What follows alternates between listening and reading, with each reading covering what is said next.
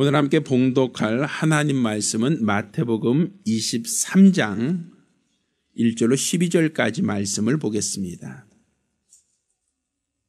하나님 말씀 마태복음 23장 1절로 12절까지 말씀을 봉독하실 때 마지막 절은 같이 읽겠습니다.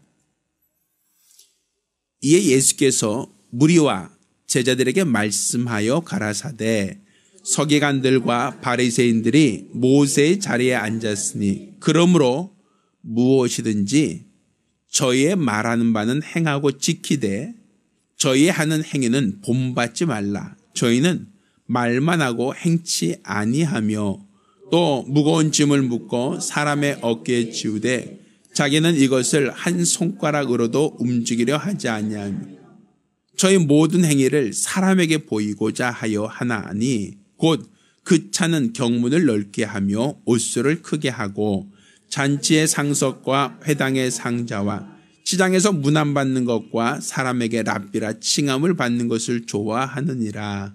그러나 너희는 랍비라 칭함을 받지 말라. 너희 선생은 하나요 너희는 다 형제니라. 땅에 있는 자를 아비라 하지 말라. 너희 아버지는 하나이시니 곧 하늘에 계신 자신이라. 또 지도자라 칭함을 받지 말라. 너희 지도자는 하나이니 곧 그리스도니라. 너희 중에 큰 자는 너희를 섬기는 자가 되어야 하리라. 누구든지 자기를 높이는 자는 낮아지고 누구든지 자기를 낮추는 자는 높아지리라. 아멘. 자, 오늘은 큰 자가 섬기는 자가 되라는 말씀으로 하나님 말씀을 함께 나누겠습니다.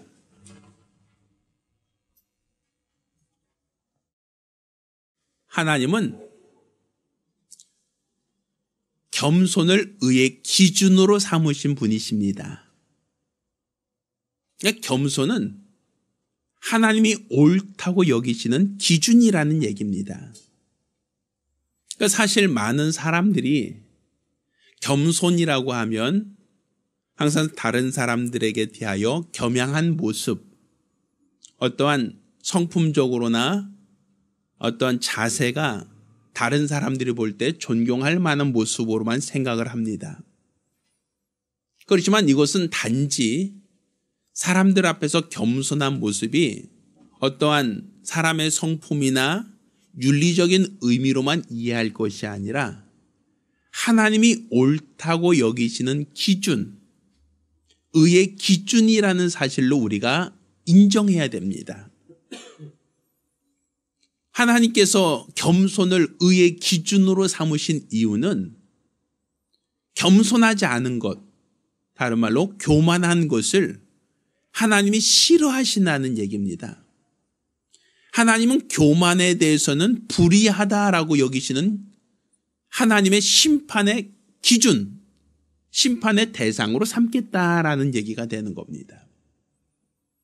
하나님께서 겸손을 의의 기준으로 삼고 그 기준에 따라서 겸손하지 않은 행위들, 겸손하지 않고 스스로 자기를 높이는 교만한 행위를 하나님이 미워하시고 하나님이 교만한 자들을 심판하시고 형벌하신다라는 것이 성경에서 하나님이 말씀하고 있는 바입니다. 그러니까 지금 우리가 하나님으로부터 옳다 인정을 받기 위해서는 항상 겸손한 자세, 겸손한 모습, 겸손한 생활 태도를 가져야 합니다. 그래야만 우리는 하나님으로부터 인정받는 신앙생활을 할 수 있기 때문입니다. 하나님께서 겸손을 의의 기준으로 삼으신 그 이유는 그 기준이 없으면 무엇이 옳은지, 무엇이 옳지 않은지, 무엇을 하나님이 기뻐하는지, 무엇에 대하여 하나님이 노여워하시는지 그 기준이 없기 때문에 그렇습니다. 하나님께서 굳이 겸손을 의의 기준으로 삼으신 그 이유는 무엇인가 하면 세상을 창조하기 전에 하나님이 만드셨던 천사, 그 천사들은 하나님이 처음 만드실 때부터 부리는 영으로 종의 신분으로 천사를 만드셨습니다. 그리고 그 천사들을 통하여 하나님이 원하시는 뜻을 이루고 하나님이 원하시는 일을 하려고 천사를 두셨습니다. 그런데 그 천사 중 하나가 자기 지위를 떠나 지극히 높은 자와 비길이라 함으로써 타락했습니다. 우리가 자기 지위를 떠나 지극히 높은 자와 비길이라고 하는 그 마음을 불의하다라고 말하려면 무엇의 기준으로 하여 불의하다라고 할 수 있어야 된단 말이죠. 그 기준점이 없으면 불의하다라고 말할 수 없다는 것이죠. 그래서 타락한 천사를 하나님이 심판하기 위해서는 타락한 천사가 지위를 높이리라고 했던 그 교만한 마음이 불법이 돼야 되고 불의한 것이 되어야 그래야만 하나님이 심판할 수 있는 명분이 생기는 겁니다. 그래서 하나님께서는 자기 지위를 버리고 높아지려고 하는 그 마음을 가졌던 천사를 심판하기 위해서는 그와 정반대되는 겸손을 하나님이 의의 기준으로 삼을 수밖에 없는 겁니다. 겸손을 하나님의 의의 기준으로 삼고 그 겸손의 모습으로 오신 이가 바로 예수 그리스도입니다. 그러니까 예수 그리스도가 이 땅에 오셔서 우리에게 보이고자 했던 것은 하나님의 의의 기준입니다. 하나님이 무엇을 원하시는가, 무엇을 기뻐하시는가, 무엇을 하나님이 옳다고 여기시는가라는 것을 예수 그리스도의 공생애를 통하여 우리에게 보여주신 겁니다. 또 예수의 공생애를 통하여 보여주신 이 겸손이 하나님의 의의 기준으로 하나님이 정하시고 그 기준으로 비추어 봤을 때 교만한 마음, 높아지고자 하는 마음을 하나님이 불의하다. 하나님이 교만한 자를 싫어하신다라고 판단하시는 근거로 삼는 겁니다. 실제로 예수 그리스도는 이 땅에 오실 때 왕으로 오셨습니다. 빌립보서 2장 6절 이하에는 그는 근본 하나님과 동등되신 분이셨다라고 시작을 하고 있습니다. 그렇지만 그가 하나님과 동등됨을 취할 것으로 여기지 아니하시고 자기를 비워 종의 형체를 입고 이 땅에 오셔서 죽기까지 복종하셨다라고 말하죠. 그런데 그와 같은 예수의 공생애를 우리에게 말하면서 너희에게 이 마음을 품으라라고 말한단 말입니다. 그러니까 예수님이 이 땅에 오셔서 하나님과 동등되신 분으로서 동등됨을 취할 것으로 여기지 않고 겸손한 삶을 살려고 했던 그분의 자세를 그냥 개인의 삶으로만 치부한 것이 아니라 너희도 이 마음을 품으라고 얘기하는 거예요. 그러니까 너희도 겸손해지기를 원한다라는 얘기입니다. 이렇게 예수 그리스도가 이 땅에 어떻게 나타나셨는가? 그가 왕으로 오셨지만 그가 태어난 곳은 예루살렘, 가장 큰 성이 아니라 오히려 유대 고을 중 가장 적은 고을, 유대 베들레헴이었습니다. 또 유대 베들레헴이라는 그 동네에서도 사람들이 거주하는 집이 아니라 짐승들이 먹고 자고 짐승들이 새끼를 낳는 마구간에서 예수님이 하루 노숙하다가 마리아와 요셉이 예수를 거기서 출산을 했습니다. 어떻게 본다면 예수님은 태어날 때부터 가장 낮고 허름한 가장 누추한 곳에 태어나셨다는 얘기입니다.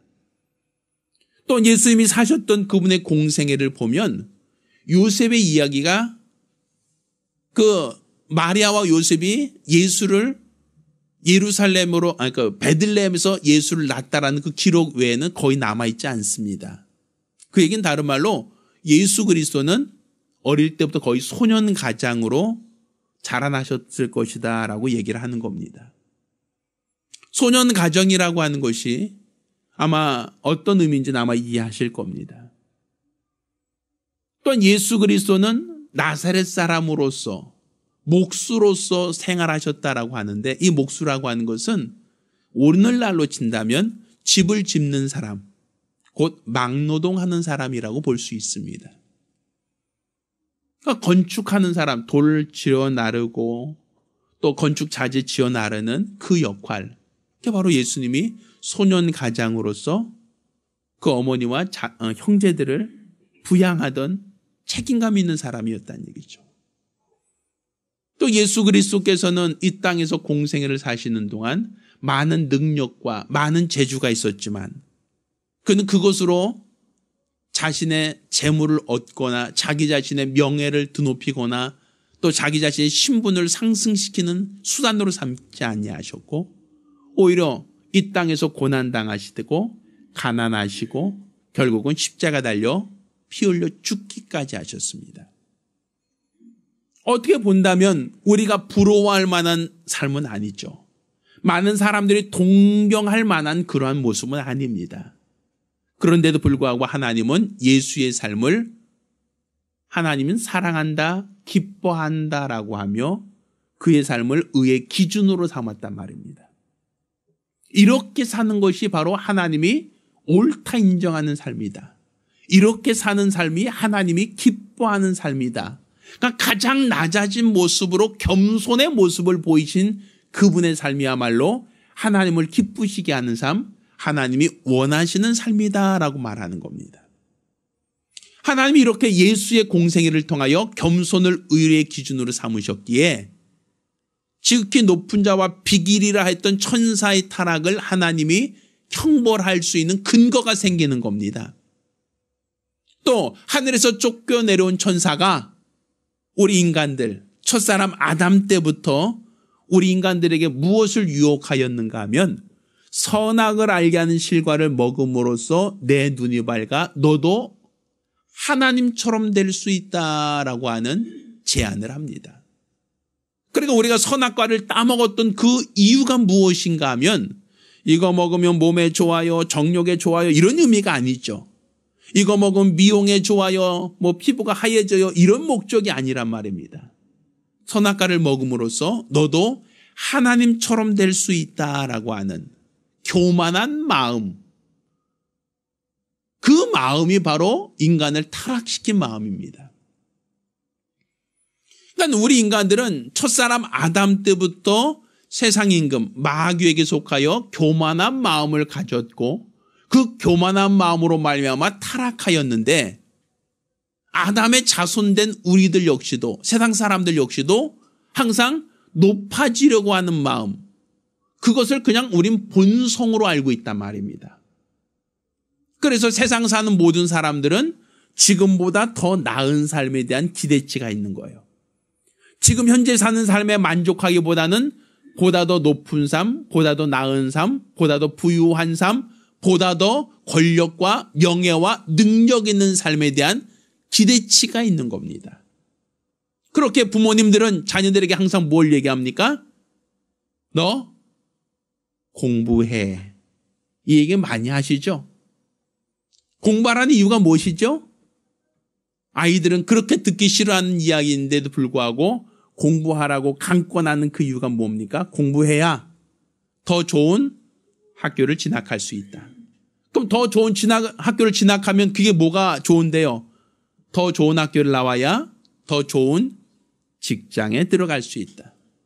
더 좋은 직장에 들어가야 더 많은 월급을 받을 수 있고 더 많은 대우를 받을 수 있다. 또 거기서 더 잘하면 승진한다. 또 네 지위가 높아지고 네 지위가 높아질수록 네가 사회적으로 받는 보상이 훨씬 더 커질 것이다. 그러니까 사람들은 항상 저 높은 곳을 향하여 계속 나아가는 삶, 이것을 정상적인 삶이라고 얘기한단 말입니다.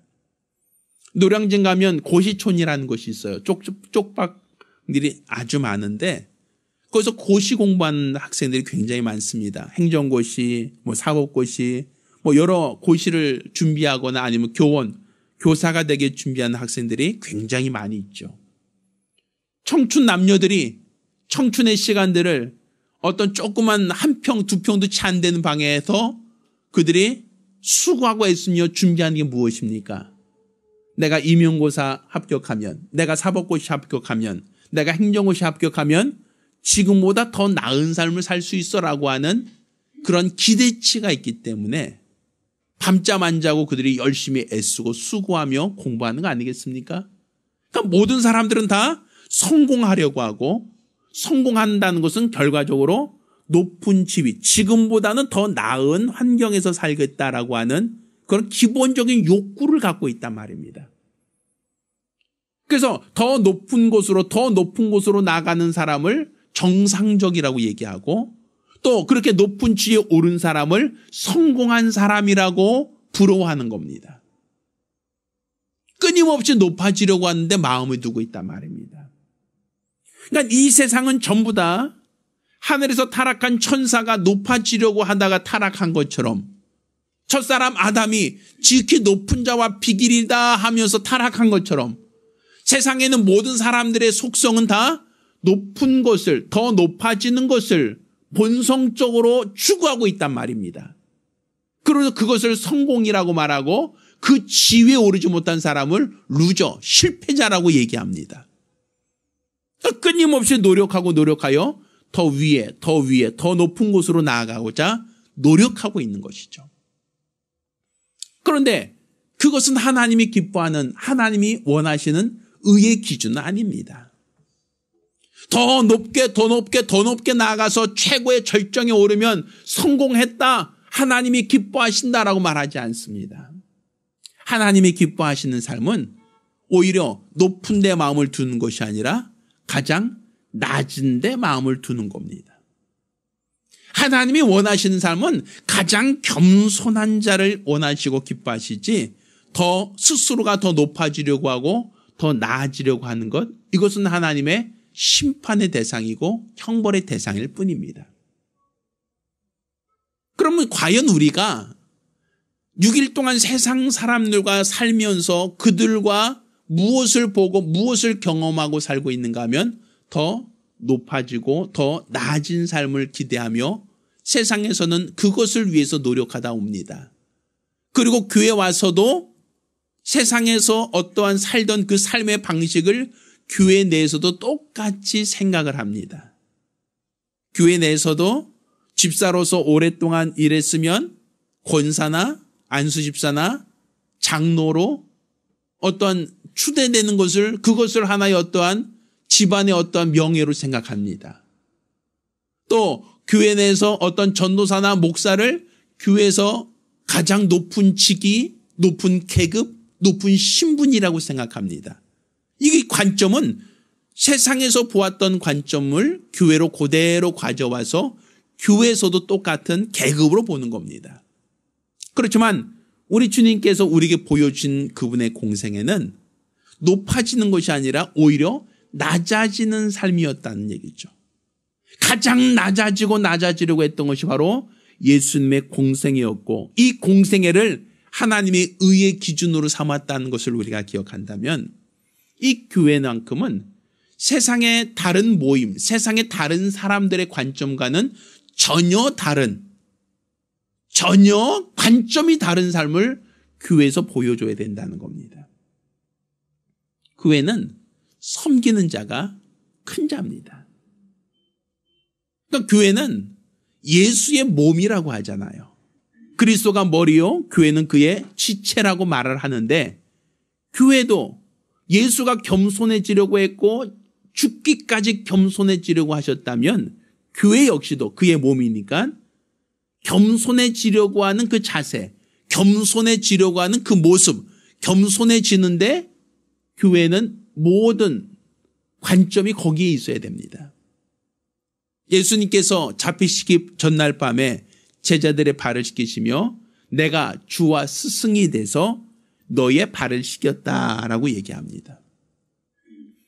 예수님께서 그 다음 날이 밝으면 잡혀가서 이제 십자가 달려 죽기 되어 있는 그 시간이었죠. 어떻게 본다면 예수님이 제자들과 함께하는 마지막 밤입니다. 마지막 밤이라고 한다면 그날 예수님이 유언처럼 내가 이제 날이 새면 잡혀갈 것이요. 이제 잡혀가면 더 이상 제자들과 함께할 수가 없고 또 그 잡혀가면 곧 십자가 달려 죽어야 할 터인데 이제 마지막으로 제자들에게 하고 싶은 말, 그 말을 남기고 제자들에게 유언처럼 남기고 싶은 말이 무엇이었겠는가? 그것이 바로 제자들의 발을 씻기시는 것이었어요. 그 당시 이스라엘에는 발을 씻기는 계급, 종이라고 하는 신분이 있었습니다. 그 종의 신분으로 주인이나 주인에게 찾아온 손님들의 발을 씻겨주는 것이 그 종, 가장 낮고 가장 신분이 비천한 종의 삶이었죠.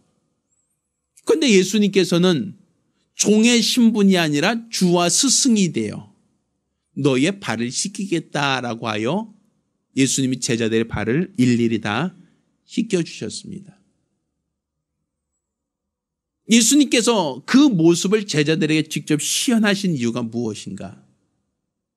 겸손을 말하고 싶었던 거예요. 겸손을 보여주고 싶었던 거예요. 너희도 이와 같이 서로 발을 씻겨주라는 것이었죠. 그것이 바로 하나님이 기뻐하는 삶이다라는 겁니다. 많은 사람들은 예수를 따르기 원합니다. 그러면서 예수의 우편에, 예수의 좌편에 앉기 원합니다라고 하는 기대와 소망을 갖습니다. 그런데 어떻게 해야 됩니까? 라는 그 방법에 대해서는 이야기를 하지 않습니다. 예수님의 좌편과 우편에 앉는 것을 신분 상승으로 생각하고 성공이라고 생각하지, 어떻게 하면 예수님의 왼편에, 하나는 오른편에 앉을 수 있습니까? 라고 할 때 그냥 예수님께 잘 보이면 된다, 예수님께 잘 따라다니면 된다, 예수님의 어떤 측근이 되면 된다라고 생각하지, 예수님과 같은 고난의 잔을 마셔야 된다는 생각을 하지 않는단 말입니다. 예수님께서는 세베대의 두 아들을 데려온 어머니에게 내가 마시는 잔을 마실 수 있습니까? 라고 물어봐요. 내가 마시는 고난의 잔을 당신들도 마실 수 있다면 내 우편과 좌편에 앉을 수 있을 것입니다. 라고 한 얘기죠. 그 얘기는 내가 가장 겸손한 삶을 살기를 원했던 것처럼 나처럼 겸손의 길을 따라와야만 하나님이 그를 지극히 높여주실 것입니다. 라고 하는 약속이었어요. 그러니까 교회에서는 낮아지는 자가 높아지는 자입니다. 겸손한 자가 하나님께 칭찬을 받는 겁니다. 교회 계급이라는 것은 존재하지 않아요. 세상에서는 군대에서도 계급이 존재하고 회사에도 계급이 존재하지만, 그렇지만 교회 내에서는 계급이 존재하지 않습니다. 교회는 섬기는 자만 있을 뿐이에요. 섬김을 받는 자가 있는 것이 교회가 아니란 말입니다. 때로 많은 사람들이 이 섬김을 가장해서 높은 지위에 오르려고 하는 사람이 간혹 있어요. 우리 선거 때만 되면 이 원당역 일대 있죠. 요 일대, 우리 예배당 근처가 굉장히 복잡해집니다. 얼마 전 지방 선거할 때도 후보들마다 다 이 앞에 출근길에 나와요. 차를 갖다 놓고 선거 운동하는 사람들이 현수막 들고 하얀 장갑 끼고 율동하면서 노래하면서 별별 다 이목을 끌려고 노력합니다. 또 그 공약을 내세우는 사람들은 항상 뭘 얘기합니까? 내가 시장이 된다면, 또 내가 도지사가 된다면, 내가 또 뭐가 된다면 내가 이 지역을 발전시키겠습니다 하면서 자신들의 공약을 많이 제시하죠. 또 여기 조금 더 내려가면 원당시장이 있습니다. 그럼 또 후보들마다 또 지나가면서 또 거기 상인들하고 손잡아줍니다. 손잡아주면서 잘 부탁합니다. 네, 그리고 그 사람들의 애환이 있으면 말해 주시면 내가 경청하겠습니다. 라고 하며 아마 열심히 돌아다녀요. 또 안 찾아가던 양로원, 고아원까지 다 갑니다. 고아원은 잘 안 가요. 투표권이 없으니까. 사진 찍을 때만 갑니다. 그리고 그들한테 한 표만 해주시면 내가 정책을 잘 위반하겠다고 그렇게 얘기를 합니다. 근데 그렇게 낮아진 모습으로, 겸손한 모습으로 그렇게 애쓰고 수고하시는 분들이 선거가 딱 끝나면 원당역에도 철수해버립니다. 다시는 그들의 얼굴을 볼 수가 없어요. 근데 여기서만 철수하는 게 아니라 시장골목에 올 일도 없어요. 간혹가다 TV로 나오는 모습 보면 국정감사라든지 뭐 이런 거 할 때 보면 거기 인사청문회 같은 거 할 때 보면 막 사람들 앞에 놓고 호통칩니다. 야단치고 막 이렇게 하죠.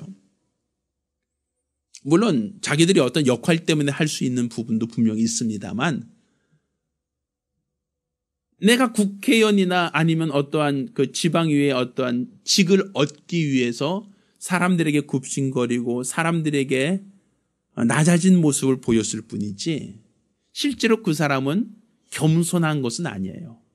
높아지기 위한 수단, 더 높아질 마음으로 다른 사람을 기만한 겁니다. 속인 것뿐이에요. 제가 예전에 아주 몇 년 됐습니다. 오래됐지만 어떤 그 대통령 후보자가 어느 교회에서 차량 봉사한다는 그런 얘기를 들은 적이 있어요. 그 당시 그 사람은 유력한 후보였고 또 그 사람은 정치적으로도 야망 있는 사람이었는데 교회 다니면서 차량 봉사위원을 한다는 거예요. 그래서 이야, 신선하다. 저 사람 지위가 있고 명예가 있고 권력이 있는데 어떻게 이렇게 차량 봉사를 할 수 있을까라고 하는 것 때문에 도전을 받았던 적이 있어요. 근데 그 사람이 이제 얼마 후에 대통령이 당선됐어요. 당선되는 그 순간부터는 차량 봉사 안 합니다. 못하죠. 뭐 경호상의 문제다, 뭐 여러 가지 이유 때문에 차량 봉사는 그 사람이 하지 않아도 충분하죠.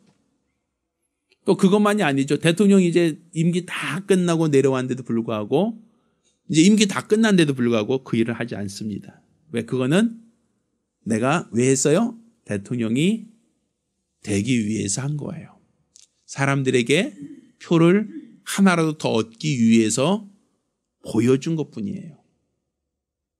예수님께서 우리에게 보여주셨던 것은 이렇게 쇼가 아닙니다. 사람에게 잠깐 보여주려고 그들 앞에 외식을 행한 게 아닙니다. 태어난 순간부터 그분이 사셨던 그분의 모든 공생애와 십자가 달려 죽으시는 그 때까지 그분은 철저하게 낮아지고 낮아지셨습니다. 이렇게 겸손을 하나님이 의의 기준으로 삼았고 겸손한 삶을 살고자 하셨기 때문에 하나님은 겸손과 정반대되는 교만을 심판할 수 있고 높아지고자 하는 자를 하나님이 다 형벌하시는 겁니다. 그러니까 세상 임금이 높아지려고 하다가 타락하였고 그것으로 인하여 하나님의 심판의 대상이 됐다라고 하는 것도 결국은 누가 기준? 예수 그리스도의 겸손이 기준이 되는 겁니다. 따라서 우리 교회는 세상과 다르게 교회는 철저하게 더 낮아지고자 하는 사람들이 이곳에 예배 드리는 겁니다. 섬기는 사람들이 직분을 맡는 겁니다. 그러니까 직분이라는 건 굴림이 아니에요. 내가 욕을 먹고 내가 핍박을 당해도 내가 섬기는 겁니다. 그게 바로 교회의 직분이에요. 세상 직분과는 전혀 상반되는 모습이죠. 저는 사실 이 교회가 하나님이 기뻐하는 교회가 되는 걸 저는 가장 원해요. 제가 이 교회를 개척하면서 가장 원했던 것은 하나님이 기뻐하는 교회가 되자라고 하는 것이었어요.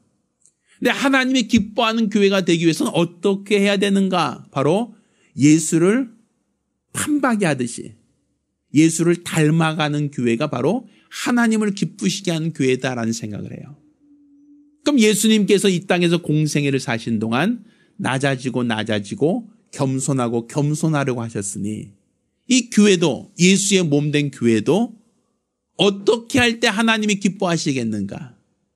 가장 낮아진 모습, 겸손한 모습으로 교회가 운영될 때 그게 하나님이 기뻐하는 교회가 아니겠는가라는 생각을 해요.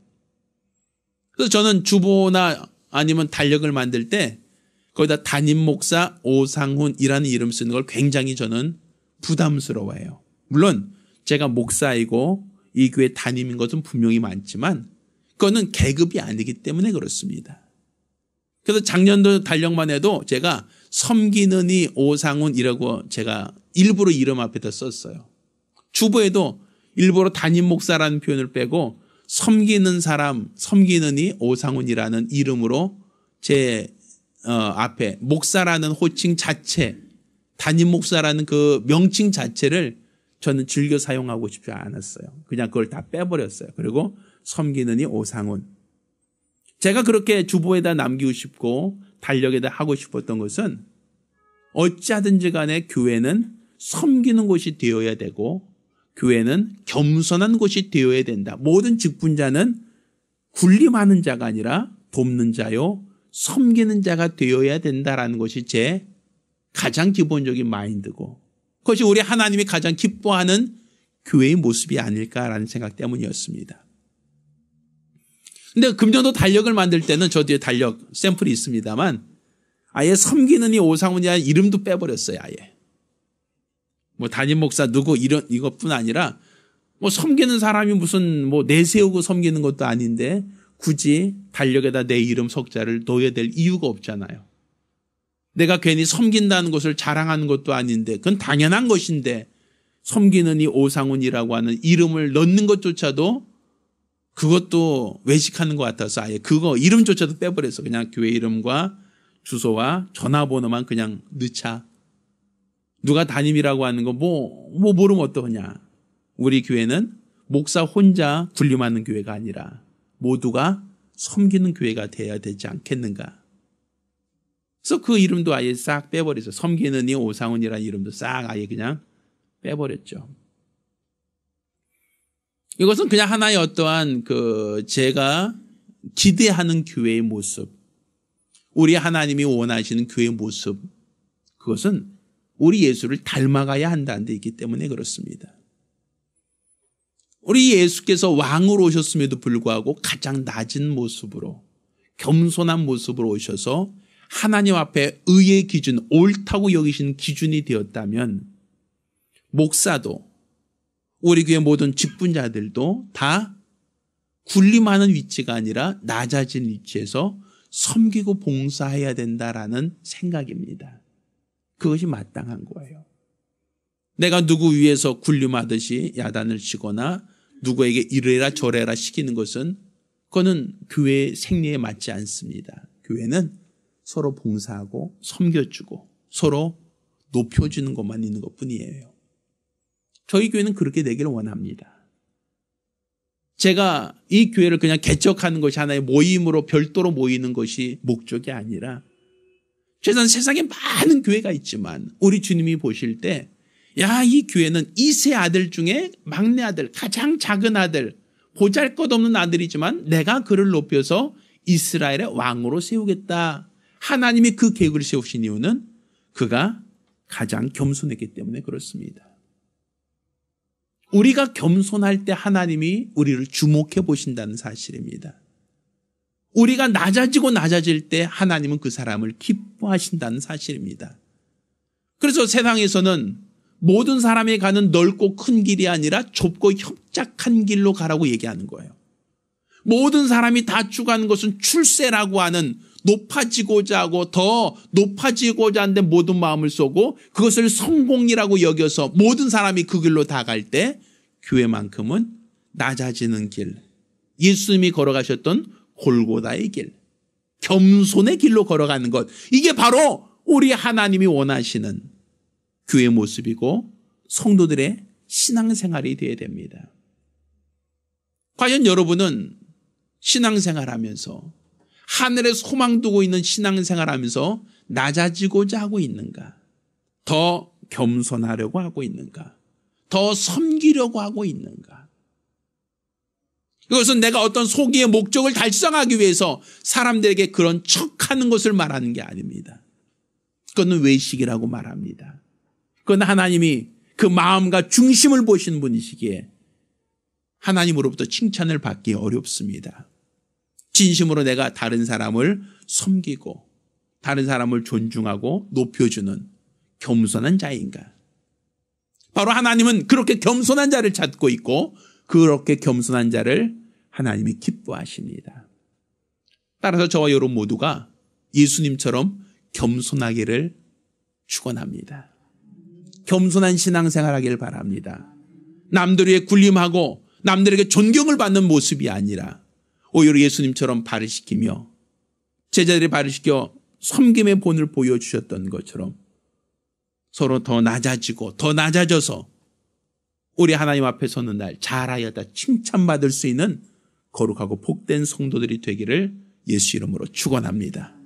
기도하겠습니다. 우리가 기도하실 때에 우리가 세상에서 6일 동안 살다 보니까 세상에 물들어서 교회 나와서도 출세하려고 하고 교회 나와서도 높은 지위와 높은 권력을 얻는 것을 성공이라고 생각하고 있다면 이것은 왜곡된 생각이고 잘못된 판단입니다. 세상에서는 높아지는 것을 성공이라 말하지만 교회에서는 더 낮아지는 것을 성공이라 말합니다. 세상에 높은 지위와 권력을 얻는 것을 사람들이 부러워하지만 우리 주님은 더 낮은 데 마음을 두고 있는 사람을 기뻐하십니다. 따라서 우리 하나님 앞에서 잘하였다 칭찬받는 겸손한 일꾼 될 수 있도록 주여 내가 섬기는 자가 되겠습니다. 내가 겸손한 자가 되기 원합니다. 도와주시옵소서. 간절히 사모하며 기도합니다. 할렐루야. 어차피 우리가 신앙생활하는 이유가 뭡니까? 이 땅에서 잘 먹고 잘 살려고 하는 거 아니지 않습니까? 주님 나라에 갔을 때에 잘하였다라고 칭찬받는 것, 이게 목적 아니겠습니까? 그렇다면 우리가 신앙생활하는데 세상에서 몰라도 최소한 교회에서만큼은 더 겸손한 모습으로 우리 성도들을 섬길 수 있는 교우들이 되기를 예수 이름으로 부탁드리겠습니다. 이제는 우리 주 예수 그리스도와 아버지 하나님의 극진하신 사랑과 보혜사 성령님의 교통하시고 역사하심이 오늘 이와 같이 예수님을 닮아 겸손하게 신앙생활을 결심한 우리 모든 성도들과 가정들 위해 이제로부터 영원까지 함께 있을지어다. 아멘. 할렐루야. 우리 하나님께 영광을 돌리겠습니다.